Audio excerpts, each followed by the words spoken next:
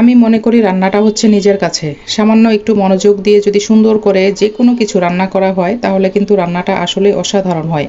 তো আপনারা কি বলেন? হ্যালো এভরিওয়ান, আসসালামু আলাইকুম। সবাই কেমন আছেন? আশা করি ভালো আছেন। তো আজকে ছোট্ট একটি ব্লগ নিয়ে চলে আসলাম। প্রথমেই বলে নিচ্ছি আমার ভয়েসটা কিন্তু একটু অন্যরকম লাগছে। কারণ হচ্ছে আমি ফ্রিজের পানি, ঠান্ডা পানি খেয়েছিলাম গত ২-৩ দিন, বেশ গরম ছিল তো রান্নার সময় আমি ফ্রিজের ঠান্ডা পানিটা খাওয়াতেই কিন্তু আমার গলার সাউন্ডটা এমন হয়ে গেছে, মানে একটু হালকা ঠান্ডা জ্বর, সর্দি কাশির মতো লেগে গেছে।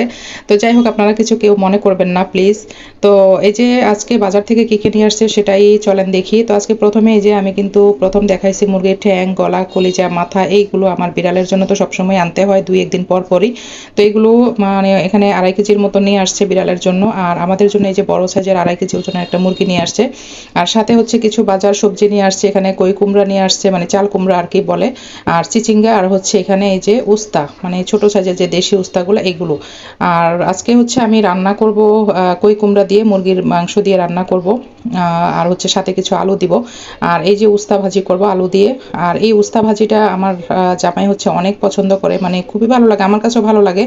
তো যেহেতু প্রচুর গরম পড়তেছে, তো এই জন্য আমরা কিন্তু প্রায়ই এখন উস্তা ভাজিটা খাওয়ার চেষ্টা করি। তো এখানে আমি পাতলা করে কিন্তু কেটে নিচ্ছি, সাথে আমি আলুটাও পাতলা করে কেটে নিব। আর আমি কিন্তু উস্তা ভাজিটা একদম একটু কাঁচা কাঁচা রেখে ভাজি করি, আপনারা অনেকেই দেখেছেন বা আমার আগের ভিডিওগুলো যারা দেখছেন তারা হয়তো জানেন। আমি একদম মচমচা করে ভাজি করি না, একটু কাঁচা টাইপের করে ভাজি করি, সাদা সাদা করে। আমি এত মানে মরিচ টরিচ কিছুই দেই না, বলতে গেলে কাঁচা মরিচ দিয়ে শুধু ভাজিটা করি। আর সেই সাথে রান্না করব চাল কুমড়া বা কই কুমড়া যেটাই বলেন, সেটা দিয়ে মুরগি দিয়ে রান্না করব। আর চাল কুমড়াটা যদি মুরগি দিয়ে রান্না করি আমাদের ঘরে মানে খাওয়া হয়ে যায় খুব তাড়াতাড়ি, আমার কাছেও খুবই ভালো লাগে। কিন্তু যদি মাছ দিয়ে বা মাছের মাথা দিয়ে রান্না করি তাহলে কেউ খেতে চায় না, তো এই জন্য আমি মুরগি দিয়ে বেশিরভাগ রান্না করি। মানে সবাই যেটা যেভাবে পছন্দ করে সেভাবে রান্না করে দেওয়ার চেষ্টা করি। তবে খাওয়া দিয়ে হচ্ছে কথা, খাওয়া হয়ে গেলে আসলে রান্না করতেও ভালো লাগে।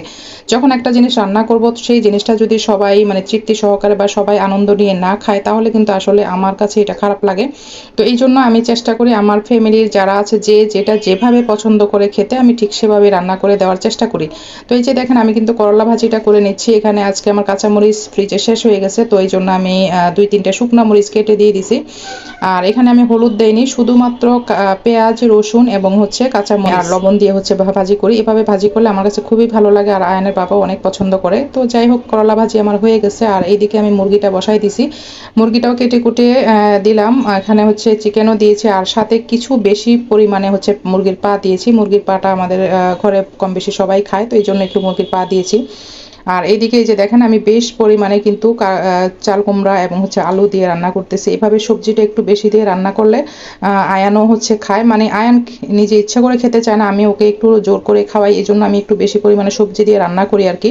তো এই যে দেখেন আমার করলা ভাজিটা কত সুন্দর হয়েছে দেখতে, আর মাশাল্লাহ খেতেও কিন্তু অনেক মজা হয়। তো এই যে চিকেনটাও কিন্তু রান্না করা কমপ্লিট হয়ে গেছে, এই যে দেখেন খুবই সুন্দর। আর আমি ভুনা ভুনা জিনিসটা খুবই কম পছন্দ করি আর খুব কমই রান্না করি। তো যাই হোক, আজকের ব্লগটা এখানে শেষ করে দিচ্ছি। যদি ভালো লেগে থাকে আমার ব্লগটা তাহলে অবশ্যই একটা করে শেয়ার করে দিবেন এবং সুন্দর একটা গঠনমূলক কমেন্ট করে দিবেন, ঠিক আছে? আজকের মতো আল্লাহ হাফেজ।